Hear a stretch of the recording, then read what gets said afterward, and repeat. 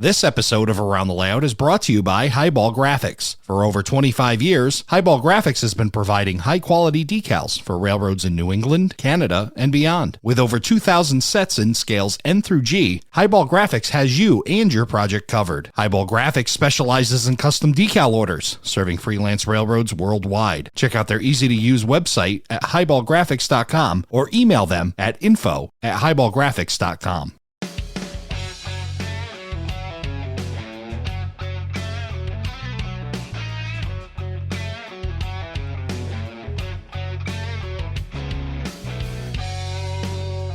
Hello, everybody, and welcome to Around the Layout, where model railroaders come to tell their story. My name is Ray Arnott. So glad you could join us. Joining me on this show from the ever-popular DIY and Digital Railroad YouTube channel, we have Jimmy DIY himself. Jimmy, welcome to the show. Thanks. I am excited to be here. Great to have you here. I've been checking out your channel, and I can't say I've watched all 485 videos, but I've watched a good portion of those. Fascinating following that you have on your YouTube channel. We're going to get into that and talk about that a bit later. But glad to have you on because I wanted to get to know Jimmy and a little bit more about you and how this all led up to your YouTube stardom. So why don't we start right in the beginning? How did you get into the model railroading hobby? I think I have probably about a half standard explanation. Then in terms of inspiration, I've got a little bit of a left field one. Of course, one of my first really visceral memories was my dad building an N-scale layout in his shop, a little small one, maybe a 5-foot wide bench, just putting one of those Bachmann Yard Boss with the 060s on there. And one thing I remember is he was using the expanding foam, and that has a very distinct smell. So anytime I smell that kind of smell, I'm like, that's childhood triggering. Takes you back. Yeah. Yeah. So, we had a couple different things. We had some HO scale sets, really just more sets as a kid. When I got a little bit older into middle school, I had a little 4x4 in scale. I really stayed in scale as a kid just because I didn't have a ton of space. And I grew up in the 90s, so we had more in scale than some people did in the earlier times. But did that, also built me a 4x8 classic tubular Lionel O-scale layout that ran around. And then I also had a garden railroad as a kid. My parents let me take over a flower bed and learned about how difficult garden railroading is. Then the other half of it is really, for people who don't know, I'm a video producer full time. So growing up in the 90s was a really, I consider probably the pinnacle, and it's kind of coming back of miniatures in special effects. Mm-hmm. So you're talking about movies like Independence Day, which is just absolutely stellar in terms of its miniatures. And that kind of stuff fascinated me. And most of the things you see in miniatures, a lot of the supplies they're getting were things that were originally created for. A lot of it was model railroading. So, when you see that, like, oh, this looks like the stuff that I'm interested here, and here, I'm going to put these together. So I love the trains. I love the miniatures. And that's where it kind of blossomed. Now, I have the standard, like, got into college, kind of got into it, or got out of it rather for a little bit. But then I came back to the hobby in my late 20s. And I originally came back in HO scale, but I love scenery and I love expansive scenery. So N scale was really where I needed to be. And it's just kind of, that was about probably, I think, 8 years ago that I got back into the hobby, and now it's just really blossomed. And it's a really fantastic time to be in the hobby. I think all the resources that are out there right now can just let people's skills grow exponentially. Yeah, for sure. I want to go back up just a moment. You were talking about, the fade off that seems to happen with most guys and gals when they hit that high school, college point. And then you said you got back into HO. Do you remember what it was exactly that kind of sparked that back up in you? Well, I never completely lost interest. I don't think we ever completely lose interest. Like, we love, luckily, with the internet, I can keep track of what's going on with different things in the hobby and things like that. And then I got into a relationship with who's now my wife. And, I was kind of getting into that settling down phase. And I was like, you know what? I was like, I think I want to, get back into this. So I bought a Bachmann starter set, one of their DCC starter sets. and it just took off from there. Okay. So you set this Bachmann set, you set it up, but then HO, you were typically, I mean, you had a couple different scales. You said when you were a kid, an O scale, garden scale, and so you were like kind of covering the gamut. I guess you've got HO under your belt, so now you got 4 different scales that you've dabbled in. How long does the HO stuff last? The HO lasted about a year and a half, and then we moved, and I actually got a bigger space, believe it or not. But I tried moving I built a version of Model Railroaders Virginian, and I'd gotten it into the room, but it was just so much into this particular room, and I was just like, you know what? Like I'd built this fun little N-scale Christmas layout that I could just pop out. It was on foam core, and I looked at it and I was like, I'm going back to N-scale, aren't I? And and I did that. And this is also right when DCC++ came out. So I was able to transition I was still using the Bachmann Easy command at this point. Okay. And I was able to transition to that. And that, when you go DCC++, especially back then, you kind of just dive head first into JMRI. Yep. And that's going to just send you down a rabbit hole real fast. I bet. You cover a lot of that, and we'll again talk later about the YouTube, but you're big into the Arduino stuff.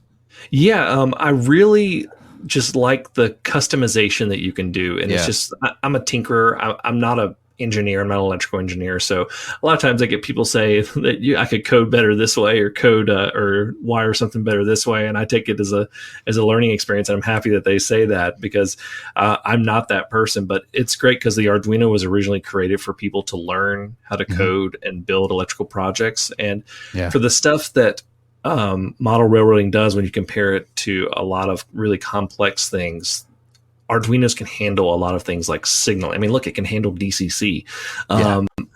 It's like it can handle signaling and doing crossing control and things like that. So there's a lot of neat things you can do with this once you just learn a few things. Like with me, I learn a couple of things about it, and then there's a tipping point, and I can just kind of dive really and start getting really deep into it. So the Arduino is just one of those things that it's a great place to start for a lot of people. And it was a great place to start for me in terms of coding and wiring. And then DCC++, if for somebody that's listening now that doesn't know what that is, why don't you tell us a bit more about it? So it's evolved a lot. It started off with, I can't remember the guy's name, but he basically wrote all of this code in a language of C++, which is where the plus comes from. Yep. And it's a DIY system that you can load onto an Arduino and put something called a motor shield on it that controls, it originally supposed to control an electric motor, but it can create the pulses for DCC. Wow. And you connect it USB to JMRI, and you can control your layout through that. Now it can only put out about a max of about 2 amps. So you'd have to put some sort of like a Tam Valley booster or something on it. Yep. But you can control a layout there, and that setup is under $40. Wow, for a DCC system. And that came out, and then fast forward a few years, you have the DCC. It started off as a DCC++ EX project, and now it's just the DCC EX project. And these guys have just taken that. It's really become its own code, but they've really taken that initial start point and just ran with it. And it's actually what I run my layout off of. They've developed custom boards and controllers that can do up to 5 amps now. You can control it using your phone, using the engine driver and Y throttle, for those who know what that is. And you can build one of these setups for not a lot. And the big thing is that you don't need to connect it to a computer if you build it in a certain way. There's several ways to build it, but there's a certain way you build it, and you don't need a computer. And that was really this is going to be something big. And the stuff that they're working on now, that's actually what my video is going to be on after we record this, is just how much has happened over the past couple of years since I've been running this system. Yeah, it's awesome. It's definitely, there's many points of entry and many points of interest in this hobby. And I think that's what makes it the best, because it's just so diverse. And yet another thing that comes in for people that are into coding, into that electrical side of things, there's just a plethora of things that you can do with it. This is a super hobby, and there's very few of them in the world that just encompass so much. And it's one thing I really love about it. I have twin 3-year-olds. They are obviously in that stage where they love anything that moves with wheels or anything like that. Yep. So it's really a great intro into STEM and STEAM and things like that. You can teach all sorts of different things through it. And I've seen a couple companies start to lean into this, but that is really one of the benefits of having a model railroad in your house is you can do so much. If you have kids, you can teach so many different things and spark so many different interests because they can try something like, I like this. What else can I do with this? And you don't know, you could lead them into a 6-figure engineering job. Yeah, sure. And then if you don't have kids, you can teach yourself a whole bunch of things too. I mean, you think of just all the vocations that are associated with model railroading, and the things that you have to either know or learn. And thanks to guys like you with these YouTube channels and all this information that's just readily available, you can really teach yourself quite a bit to get yourself a decent skill set. Yeah, there are so many different things in this hobby that people just freely share the information. It's one thing I love about this hobby. So many of the things in this hobby that are great are free. I think a great example is JMRI, which I've said that a lot. For those who don't know what that is a computer program that you can control your layout with, and you can also do your programming for DCC decoders and things like that. It stands for Java Model Railroad Interface. Yep. And it's been a project, and it's totally free, and it's very, very good software. It runs on PC, Mac, all these kind of stuff. They've done a ton with it, and I would pay $100 for it, just to have it. It's really, really good software. So, but there's just a lot of different directions you can go with this, and just the information that is shared with it is just amazing. So going back to this, you decide N scale is for you, and you're starting to build something. Talk about your initial plans for building your first layout post your college career, and what is it that you're into, and what are you building? So when I really started, Model Railroader was doing the beer line expansion, and they had a few other things going on. They were starting into the Winston-Salem southbound and things like that, which is actually not too far from where I am. So I was like, oh, that's cool. Yeah. So operations was kind of just having that be my big, starting to get into the publications and things like that, having that, which if you haven't watched that or read those, they get really heavy into operations with the beer line. And so I was heavily influenced into operations. So trying to figure out how to design a track plan for operations for the first time. Didn't do that great the first time.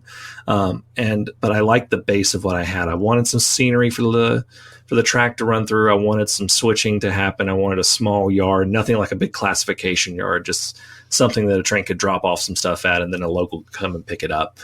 And I've been kind of evolving that track plan. And this is behind me is the third iteration of that track plan. And it gives you a lot and not a lot of space, because I realize I just said behind me and that this is a podcast. But it's 2 hollow core doors behind me. That size has been really good to me. It's about 80 inches by 100 and I think was 110 inches. Yeah. Yeah. Yeah, and we'll definitely share photos on our Facebook page. So you can't see now, but you can when you go to the Facebook page and check out the pictures that Jimmy's going to share with us. You mentioned operations. That comes up quite a bit, obviously, when folks start to get into layouts. For the most part, I mean, we've talked to a few that maybe operations is their thing, but for a lot of guys, discovering operations seems to be like the turning point in their model railroading journey. Like they find a purpose for their railroad. And you mentioned that you see it in Model Railroader. Did you have any other exposure to operations? I think the only real exposure I would have was just going in and seeing occasionally when a club would have an open house. Okay. And they would be doing an op session. And that was really what it is. There's not, I don't think there's as many clubs around where I am versus other areas of the country. It seems like a lot of the model railroad, like the big model railroad clubs, are either in the Northeast or they're out west or in the Midwest, and kind of the South. It has a good presence, but there's also, not quite as much down here. So there's a little bit less of an opportunity here, but I also got to see some cool things when the World's Greatest Hobby on Tour came through Charlotte. So things like that. Yeah, so you were drawing a little bit of inspiration from that, but you got it from the magazine, and operations seemed to be, kind of a kickoff point for you. How did that influence your track plan? I mean, you talked about yards and whatnot. What were some of the things that were really appealing to you for the operation side of things? Well, first of all, it taught me that I needed to have a place for the trains to go, which if you're a new railroad. So I needed some places for the trains to go off the layout. So I had little staging tracks at each end of the layout. Second was just giving it areas to switch and loosely basing it off of things around where I live. So it's pretty much the same on this layout, even though I've renamed it, but I have two distinct areas. I have a little industrial area with 3 different industries, and then I've got a town that has the classic Medusa cement, and that I think every model railroad is required by law to have. Yep. And a little Ford industry that just has the loading area of a lumber yard on it. So yeah, I like the area. I like going to a certain area and doing switching. Like if I'm going to design a layout, I look at like a lot of the little industrial areas. There's a lot of great little ones around Charlotte that are very, very compact. And you've got a lot of switching that happens in a very, very small space. So that's been a big influence on it as well. Now you live in Charlotte, and we talked before the show, and I'm pretty well aware that you're in a pretty good prototype railroad area. What kind of influence were you getting from that? Did you find yourself rail fanning at all? Was that kind of inspiring you to build up and add to your operations? I am very lucky that in order to rail fan, I can rail fan on my drive to work. Yeah. I have Norfolk Southern and CSX, and there's a bunch of other short lines in North Carolina. The famous one I think is the Aberdeen, Carolina and Western, the one that I think Lionel just made the really big set with, which by the way, Lionel is right up in Concord, just northeast of Charlotte. So we've got some model railroad royalty around here, but we have a lot of switching that goes around here. This used to be a big textile town. Now it's a big banking center, but you still have a ton of industries. You have, I'm trying to think of how many yards. You have one big yard just north of, I'm going to say downtown, but it's called Uptown Charlotte. But right there, and then you have CSX has a yard, and then you also have a big like a land harbor type yard with for intermodal facilities. And that's one of the cool things that you'll see here. You get a lot of foreign power coming through here because of the intermodal. I see BNSF regularly. I see Union Pacific regularly. I've seen CN, CP, just a lot of different ones in addition to Norfolk Southern and CSX. So you get a lot of stuff here for your drive, because I live kind of in this wedge where the two lines are coming together. Yeah, I know when I'm out rail fanning, I'm always kind of rooting for foreign power. You travel so far, and then you want to see another railroad. It's like, yeah, come on. I go up to CSX territory up on the line between Buffalo and Albany, the Mohawk division, and I'm like, yeah, come on, foreign power, just to do something different. It's just funny. And then I'll go to Texas and I'll be on the BNSF and I'll be like, all right, come on, UP or something different, and your KCS leader, something, Ferromex. I'd be, always rooting for that foreign power. And that's really cool that you get to see that often. Do you have a favorite railroad? I have a couple. Okay. In terms of modern class ones, it's got to be Norfolk Southern, just because I grew up in deep Norfolk Southern country, Piedmont division. Yep. And then in terms of fallen flags, it's very close between Southern and New York Central. New York Central is just a very that's the sleek, to me, is one of the ones that's the embodiment of the golden age of railroading. And Southern is just, it's in my blood because I'm a native Southerner. That green and white and those tuxedo paint schemes, those are just part of it right there. I mean, I've got a little Mikado sitting behind me on my layout, and a little Southern, that classic Southern crescent green. It's just something that, I live on the crescent line too. So it's just, or crescent route rather, but it's just, those are my two. Well, I'll tell you what, I'm a native Yankee, and I'm still a fan of the Southern Railroad and some of the old stuff. And you talk about YouTube, I could go on and watch that Saluda, the Mountain of Challenge, Norfolk Southern training video. I could watch that like 100 times over, watching them take the train over the now abandoned Saluda. But yeah, it's really cool when you go down in that area to see, you know, relics of Southern Railway on a lot of things, bridges and that kind of stuff. So definitely a really cool railroad to be a fan of. Yeah, one of the cool things is that they actually were able to preserve the big steam shop, the one that's halfway between Atlanta and DC and Spencer, North Carolina, and it became the North Carolina Transportation Museum. And they kept the roundhouse and everything, and it's the biggest roundhouse still in existence, I believe. It's like 35 or 36 stalls, something like that. But they have a lot of running power there still. They have an FP7. They have a GP30, Jeep 9, I think an E8. Wow. They have an E3, like the purple Atlantic Coast, the Champion. Wow. They have, it's not running, but they have a Russian decapod. Huh. They have like an Amtrak F40 that they just pulled into the shop, and I'm hoping they're going to start restoring, because I was like, oh, that's new in the shop, because we're members, because my kids love to go there. But they just have a lot of history there, and you can ride in a lot of old passenger cars and all of those. And they've even started letting people like pay a certain amount of money to be able to drive, you know, an F unit. And I'm like waiting for the next sign up, because I'm like, I'm going to do that. Yeah, that's an awesome opportunity. So how far is that from where you're at?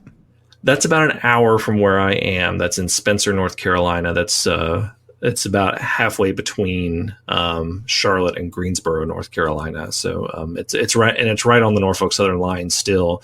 And there's a small yard for the local there, and so you'll be taking the little tiny 30-minute excursion train, if you can call it that they do, and you know, a big mixed freight will just rush by you like right next to you. It happened to me the last time we went, as a matter of fact.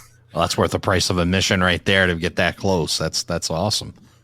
And nice that it's an hour. The hour is really achievable for you to be able to have that right in your backyard. Oh yeah, it's a really great time, and the kids love it. And it's got a great model railroad shop next to it too, the little choo-choo shop. Oh, nice. That's always a good find. So you talk about, you know, your favorite being NS and Southern, in New York Central. What are you modeling in N scale?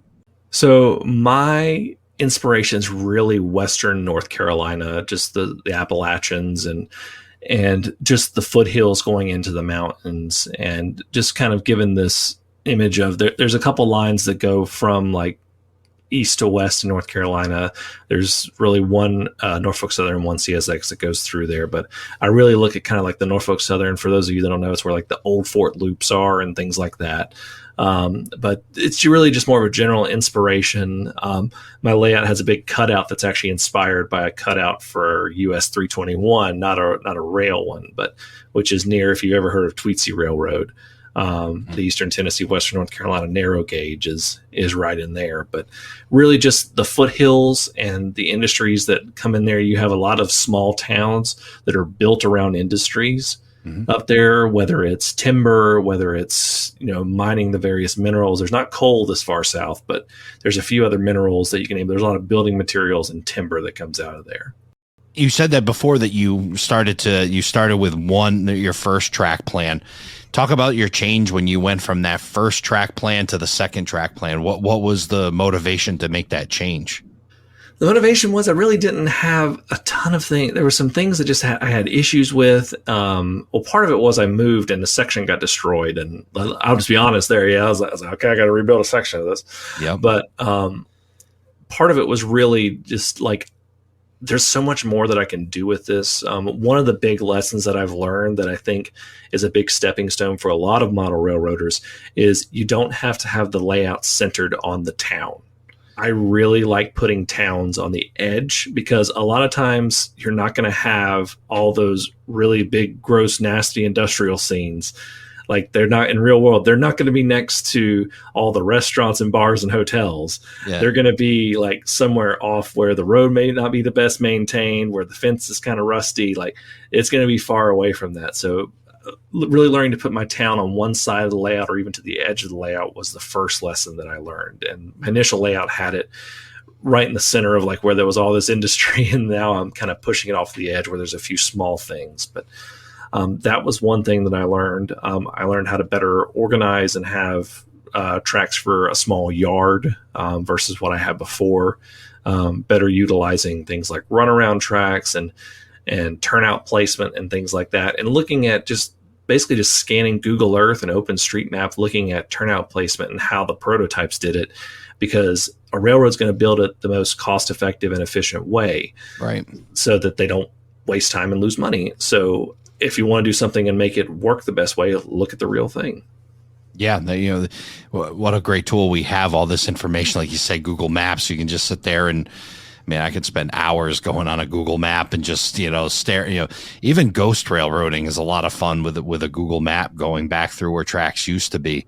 Just an amazing resource that we have in today's modern age of as we do these track plans and try to figure our layouts out. Yeah, it's just amazing. One of my favorites is actually openstreetmap.org, because you can turn on the transport layer and it just shows you rail lines and bus lines. Oh, okay. And it'll show you like not just the passenger ones. It'll show you freight and everything. It'll show you everything, every little place it goes. And so you can do that and then go back to Google Maps and say, oh, I saw this here. Where is it on Google Maps? So I get the satellite view. So, there's just such a great ability to look at a prototype without having to. Now, don't get me wrong. I want to go drive and follow trains all day. Sure. But there are times where I'm like, I want to look at this right now while I'm sitting, at home on my laptop. Right. Yeah. It's all available, and I'll have to check out that other, what'd you say it was? Open Maps? OpenStreetMap.org. OpenStreetMap.org. There goes the rest of my night. Well, I'll be down the wormhole on that one, but yeah, they'll show roller coasters too, so be careful. Oh, okay. I'll try to say I stay away from I'm not built for roller coasters, but I'll definitely stick to that. I was just a big fan when Waze put the rail crossings on their maps. I don't know if you ever rail fan with Waze on. That's awesome. Like when they start putting all the rail crossings marked out on the map, it's like, oh, now I know how to get to that line. Like I know I'll be able to at least see it at street level. And it's always great when the technology gives us hints, whether it be for prototype or for the model railroads.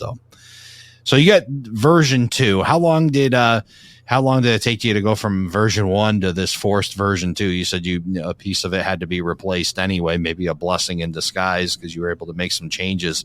How long between version 2 and version 3, I guess, is the question. Version 3 is the current one right now. It is, I'd say that was about another year. I get the itch to build something about once a year, and sometimes I can satisfy it with a little mini layout, but sometimes I'm like, rip it out. But that one had some issues with I had tried some S-turns, and I didn't know as much as I do now about that. And it was fine, except for when I got into some really like some heavier 6-axle stuff that didn't love it. And if I would have had any steam locomotives at that point, I guarantee you I would have probably regretted buying them. But that was really what precipitated that. That was a good one. I used a photo backdrop for the first time on that one, and it looked really, really good. I was really like blown away at like how deep it makes your scene look. Yeah. I didn't do that on the version 3 right here, but that was really what, like, it's just really getting the track work better, really learning how to get stuff to where it's going to work, and just getting it slowly more and more bulletproof in terms of how I design my layouts. And you talk about backdrops and some of this other stuff that you're learning as you go from version to version. And, we'll talk again about your YouTube channel, but prior to that, where were you drawing some of that other inspiration and getting your information from? Who are some of the other sources for that? I think it was a lot of YouTube, and it was really just the publications, Model Railroader, Model Railroad Hobbyist, Model Railroad News, any of those. Just a lot of them, especially the ones that are digitized and I could just download while I was working or something like that. And that's really where I got my information, and that's where I would do that. I think that a lot of the websites that have track plan databases is a great resource because it can really lead to you to some inspiration. And I would just Google, like, once I would learn a type of track plan, you just Google that and you type it in and you'll just get a bunch of images and things like that. Like if you want to build a door layout, which I think is the in-scale equivalent of the 4x8, you can just Google in-scale door layout and 100 different door layouts will come up. Right. And just like, Lord, I can't remember last time I Googled HO 4x8, but I bet you can get 10,000 images on that. Probably, yeah. But that's just really, I did a video on this a while back, just how much the internet has ushered in this second golden age of model railroading. I agree. It's different than in the past, but it's amazing what is going on right now. Yeah, it's for sure that the hobby is evolving in a totally new way. Not only, the information is what's driving it, the instant access to all that information, and folks like you and others that are, compiling it in a way that's digestible and usable, is making a huge difference. And then the ability to manufacture. And I know you're into 3D printing too, aren't you, Jimmy? Yes, I am. I think it's one of the big things that I kind of do it, but I think you're going to see it. In my opinion, if anyone's going to do it, it's probably going to be scale trains because they're buying everything right now. But I think there's going to be digital models coming out for sale at some point. And I think that people already make them, individuals, but I think there's going to be companies that make them. Yeah. And I think that is one future thing, especially with how accessible it is and how good 3D printers are getting at usability. I have one behind me that is just the closest thing to a plug and play 3D printer I've ever used.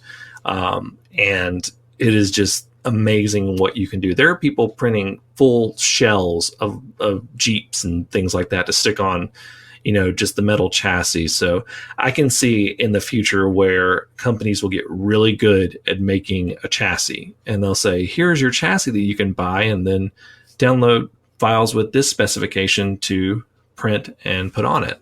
I can see that coming. It's kind of following the path that software has taken over the last 20 years, where it used to go to a store, you'd buy the software in a box, right? And then bring it home and install it, right? Now you just download whatever you need. The apps are available, and just, you don't go anywhere for it. You just buy it and get it. But it's also kicked off this really cool, where dream it, you can have it in one way, shape, or form. Like, even the most intricate of details or the most foreign of things that you need, and between websites like Shapeways, or even just manufacturers like Mini Prints and MacRail, and all these guys making these fine details, all basically cottage industry. Just a really cool time in our hobby. I think that's going to be the one big thing you're going to see. I think you're going to see more and more small cottage industries. I think Mini Prints is a great example. The level for entry has gone down so much. You have companies like Form Labs that's making these things called Form Cells, which are automated 3D printing assembly lines that you can just, buy one of these, have it dropped off, get you a tech to do that. Now, yes, you're still talking about, $10, $20, $30,000. But when you compare that to buying a CNC machine to mill do all your tooling, to do all that, to get everything set up, to do all of your everything, it's just mind boggling how much lower the bar for entry is getting for manufacturing these kind of things. Yeah. Yeah. If you've got some basement space or an open, a garage or whatever, and a 3D printer and some talent and ability to do those things and an imagination to market it, you're on your way. You're absolutely on your way. There is an appetite for it, because I've actually sold stuff on Etsy. I've sold quite a few things on Etsy that I 3D printed. So yeah, it's definitely difficult. I kind of slacked off. It's one of those things that it's just amazing to watch. Yeah, for sure. Speaking of developments and advancements, I want to talk a little bit about N scale. We've only had a few N scalers on the podcast, and want to ask you. I mean, you started in the '90s with N scale. Now 2023, I see it as N scale's come a long way. And what are some of the things that you've seen? I mean, compare it to the 1990s N scale that you had to the N scale that's available now. Steam is so much more reliable and more like well built. I think there's a lot of people who were very hesitant. I think it's one of the reasons why you see more modern you see more modern layouts in N scale than most. You see plenty of transition's the dominant of anything, but you see more modern because Steam it's a lot of intricate parts. I mean, there's a reason that the real world railroad started doing diesel, because Steam is complicated. Yeah. Right. So, you're starting to see these companies, and there's almost just a little competition of I did a video of two different N scale big boys.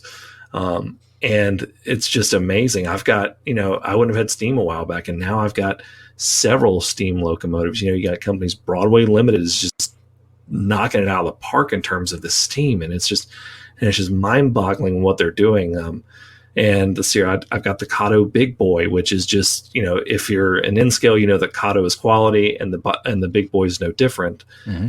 It's just amazing what is going on. And the other thing is just what they're able to cram into these things with sound and DCC. You're really starting to get the sound sounding really good. Less of the, it sounds like someone put a little speaker in there from a Cracker Jack box. Right. And you're starting to get really, really good sound. And now you have the Next 18 decoder, which is, in my opinion, the equivalent of the 21 pin for N scale.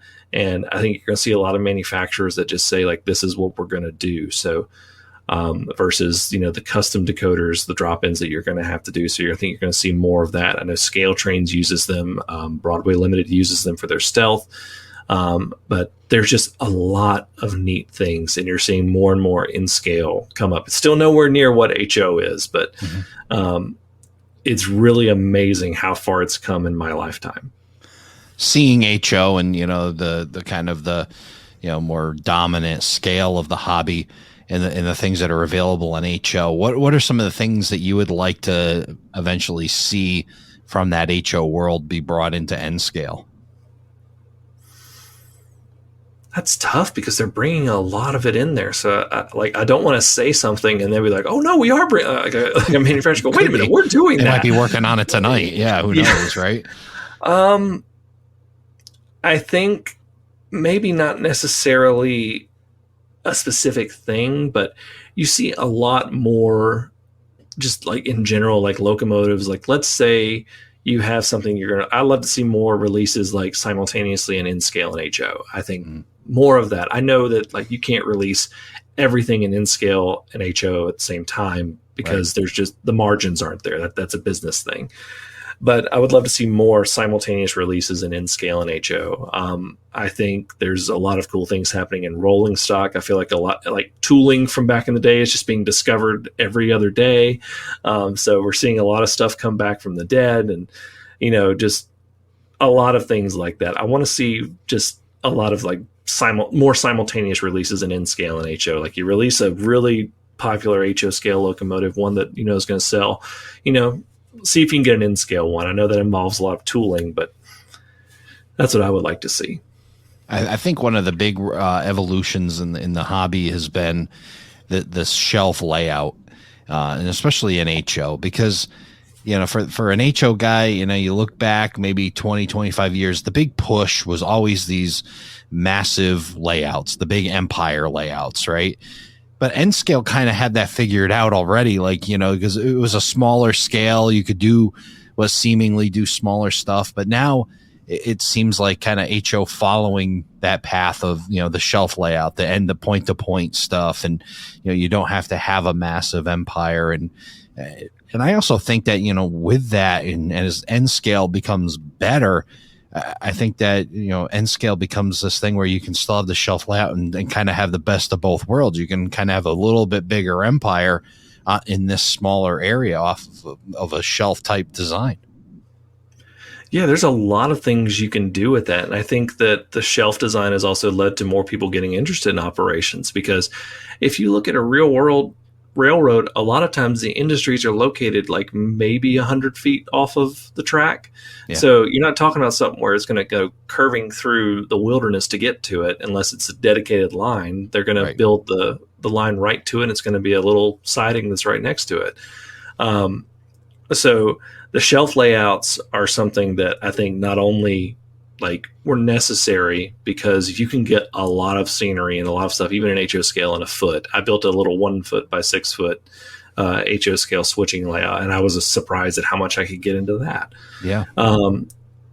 But I think the shelf layout is something that has helped a ton of people, apartment dwellers, people like that, get into the hobby. And when you're talking about this, you're talking about being able to not, the other parts of it is you can buy lumber that you don't have to cut to put it together. You can go buy, a little 1/2 inch by or 1 foot by 6 foot board and just buy some shelves. You can just do all that kind of stuff. You can build it on IKEA furniture and IKEA shelves. So the shelf layout is really one of those things that I think has been a game changer for model railroading in terms of people that want that feel and want to be up close with their models too.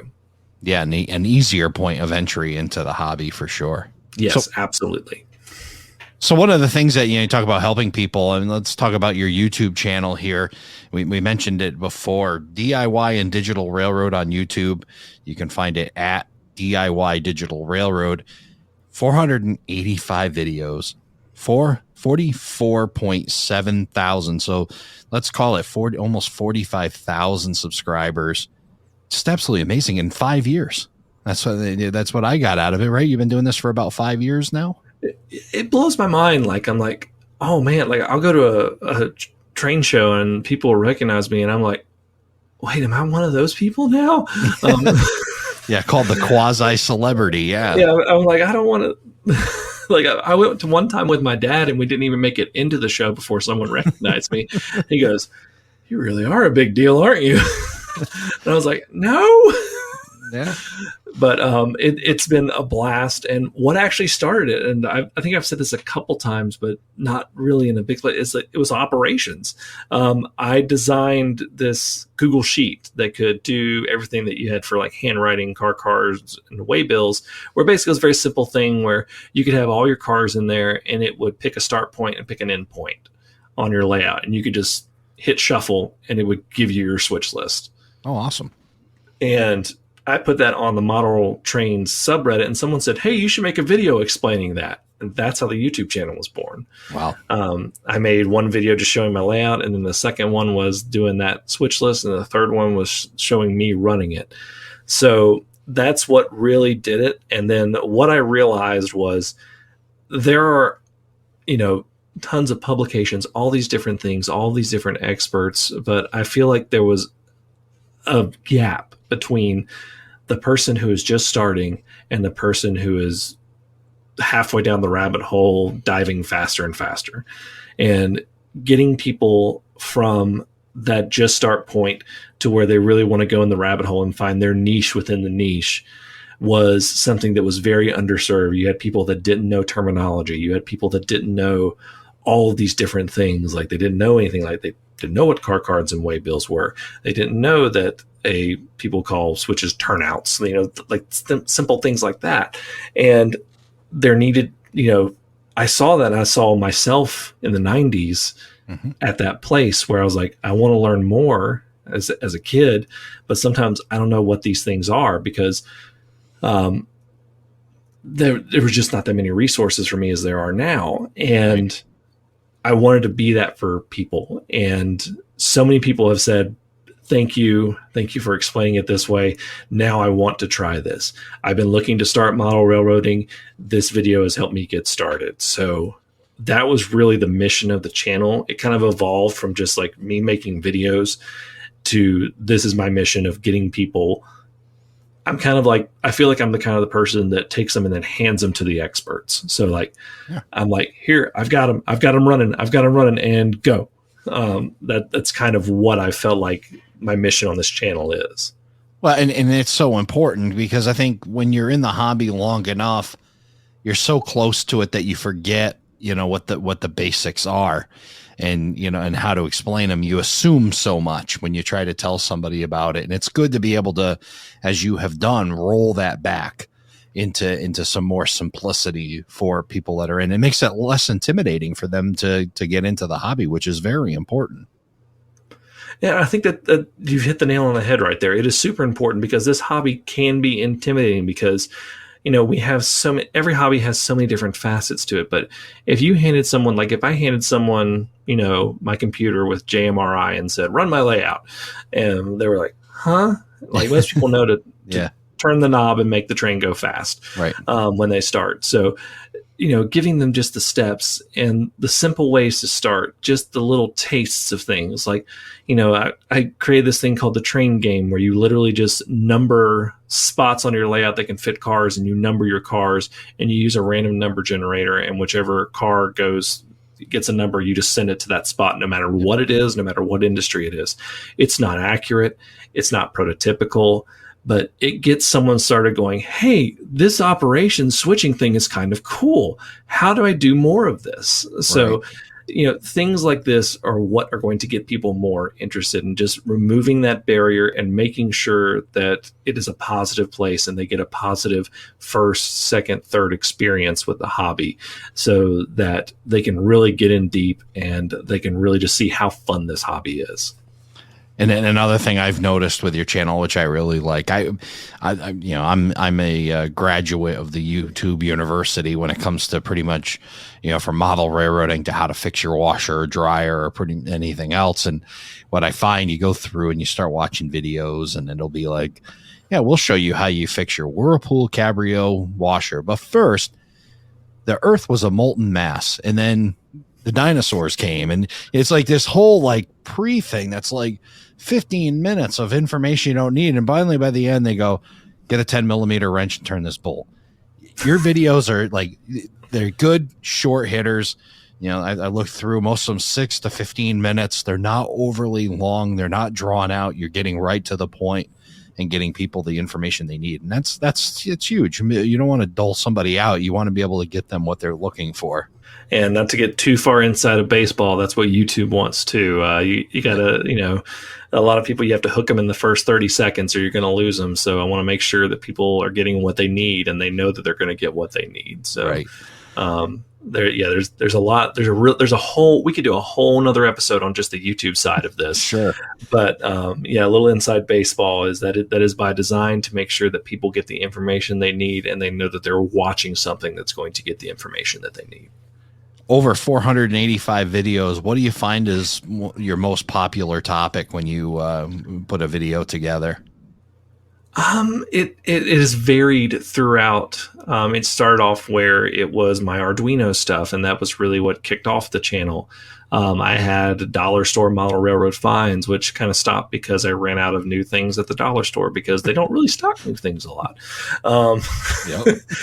But those things have kind of evolved, and then it really started to get into, you can tell that my viewership was slowly getting more and more casual as I would start doing more running videos, became more and more popular, and now I'm starting to branch into product reviews and things like that, locomotive reviews, and those are becoming popular. So as my audience has expanded, I've had to get kind of like into this more, but I have to make sure that I don't lose what I initially did. So I'll never become just a purely review channel or a purely operations channel. I'm always going to have a bunch of different things, and I'm always scheduling out, 6 months a year of what I'm going to do. So just having those things, it changes over time. And there's in YouTube, you got to evolve about every 18 months and do some sort of change. But, just sticking true to the thing where if I've done something in the past and people liked it, I'm going to come back to it at some point in one form or another. But my mission right now is kind of with the product reviews is I spend the money so you don't have to. So that's kind of where I am right now, just getting back into that, because model railroading can get pretty expensive. And I want to make sure that when you spend your money, you're, doing it in what's going to make you happy. Well, I think that's also, important when they've discovered that, you're a reliable source for them for information on how to build their layout and, you know, the technology and everything else to get your word. Because like you said, it's a jungle out there when it comes to picking product. You know, there's a multitude of different manufacturers making product, and it's always good to know what is it that I'm getting and have a voice like yours, you know, telling them, you know, here's what you can expect from that product. Yeah, and there's other people in the hobby, like James Wright's another good one that does those kind of things. And, you know, just seeing all of these different reviewers coming in and making sure they're being, you can tell they're being honest, they're being real. And that's just the one thing you want to make sure that you see. And I want to make sure that I'm honest and open with people, and I won't review a product that I don't think I would have to like stretch the truth a little bit to make it sound good. Mm-hmm. And I try to stick with model railroad products for the most part. I think the furthest sponsorship I've done is a desk, it was a desk that was a really nice workspace, and it works really well it was big enough for doing model railroading. So I was like, okay, this is something that I can do, but that's about the furthest I've gone. But I get a ton of emails for inquiries on doing sponsorships and like videos on. The funniest one I get male shavers, if you know what that means. Like, just like, yeah, how's that? Did you actually watch my channel? Like how am I going to work that into model railroading? So you'll get this. Is your static grass too tall? Maybe you can use that to knock it down. I don't know. You know what? Now I'm going to have to email them back and say, I can use this for that. Yeah. But yeah, I'll put up some static grass. Yeah. Mow your static grass with a manscaper. Yeah. There you go. Did you use 7 millimeters when you didn't use 3? No problem. We can take care of that right now. Yeah. Oh boy. Yeah. But I can see, I mean, you've got a lot of folks following you. There's a lot of subscribers, a lot of videos to go through, an awesome job you've done. And boy, I just love your mission of, you know, getting information out to those that are, you know, getting into our hobby and, you know, need that information that maybe, you know, the advanced guys, like I said, great videos, but, you know, tuned for those that are just getting going and making them feel comfortable. Yeah, and that's my mission. I'm not. I would not consider myself like a super expert in any one particular section of the hobby. I'm definitely one of the jack of all trades model railroaders, master of none. But I think that's what a lot of model railroaders is kind of what you have to be in the hobby. You got to know a little bit of everything, and if you know a lot of everything, you're going to drive yourself crazy. But yeah. Well, that's kind of that's the beauty of our hobby, is to know a little bit about a whole bunch of things. It doesn't get boring, because if it does, move on to something else, because there's definitely, I mean, if you're done, you know, bench work isn't your thing, or, you know, okay, move on to something else. You know, there's so many other things. Get a locomotive on your bench and do a little weathering, or get a box car and do some more, you know, redecal it, or buy a kit and put it together. I mean, there's just so many different ways to explore the hobby. If something isn't your thing right away, go to the next thing and work your way towards it. That's my next thing, is weathering. I'm going to do that, and I'm looking at doing some, getting some graffitiing done. There's a YouTube channel, They Make It Like That, and he's a model railroader, and the slogan is he does the weathering and everything because they make it like that. And he's really good at graffiti and things like that. And I'm going to send him a car and see what he can do with it. So that's going to be a lot of fun. Oh, that's awesome. Yeah, a lot of great talent out there, a lot of great talent on YouTube, and you're right along there with it, with very well produced videos. You say you kind of do that. It's, you know, you've kind of got a career in that and an expertise, and now you're able to kind of pull it over into your hobby. Yeah, I've always been video. I think that model railroading is my main hobby, and that not only is video my profession, but it's, you know, a close second hobby, YouTube and video. So it's always been something that's just a lot of fun for me. And yeah, I've done a lot of different things. I've worked in local news. I've seen a lot of crazy stuff out there. A lot of different things. I've been lucky enough to travel all over the country and do things. And now I'm at a job that I'm really happy with. That also gives me the time to really invest in model railroading and, spend family time doing it too. So, which if you're in any sort of broadcast or video production, you know how rare it is, and you know that I'm not going to let it go. So yeah, for sure. Yeah. Yeah. So, that was a big influence on me, was also making a layout that was photogenic. And that's part of what I have to consider. That's a weird thing I have to consider about when I build my layout, is I have to make sure that it's photogenic and it's going to look good with just running trains on it, so that I can do YouTube videos with it. It's like the hobby. I mean, I'm finding out with the podcast too. It's like the hobby within the hobby, tying them both together. Do you ever find that your layout, I mean, you talk about you got to make it photogenic, but as far as time on the layout, do you find, like I do, I know my layout suffers for the podcast. How are you able to make up a good balance there where you find yourself with some good free time to work on the layout? It's weird because sometimes I'll not have time at all. And then sometimes the schedule that I have pressures me to make sure I get a project done. So I'll get stuff done a lot faster than people will sometimes.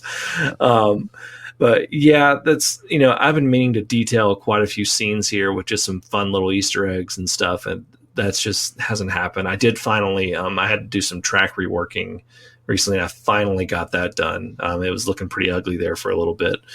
But I was having some derailments that were the fault of my track laying abilities and what I did. So I had to get that fixed. But overall, just because the channel is it requires the layout, I got to keep it in good shape and things like that.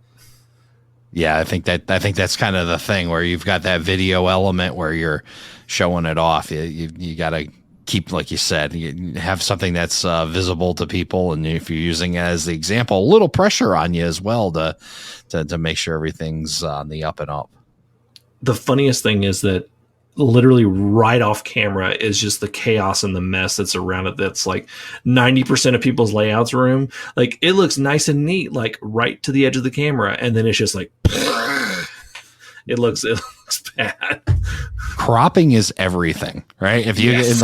even, the folks can't see, but those that are on Patreon will get a screenshot of this, our conversation that we're having, where you can see both of us. And my office is very specifically cropped so that you can only see a certain section of it, because there is disaster all around me as I'm got myself in about 1 million of these projects that I haven't completed. But that's it happens. But great that you've been able to create this, the YouTube channel, and then you've got your layout. And boy, I'm looking forward to having you back on the show, because we've got a lot more to talk about, especially the operations and how you've built that switch list thing, and some of your other operations ideas will definitely be something we're going to want to talk about on your next trip around. So before we close out, what's next for the DIY and Digital Railroad YouTube channel? Well, I'm probably looking at building. This space is having to become multi-purpose that this layout is in right now. So I was going to try and move it, but I was like, nah, let's build a new one. So I'm going to be moving back into the garage. I've just finished getting some air conditioning into the garage so that I do not pass out while I'm working on it in the summer. Yeah, might need that in North Carolina. Yeah, it gets humid here. Not Florida or Texas hot, but it gets hot here. But yeah, I'm looking at doing my first helix and trying to figure out that. So that's one of the nice things about InScale is I can put a helix in a relatively small space. Right.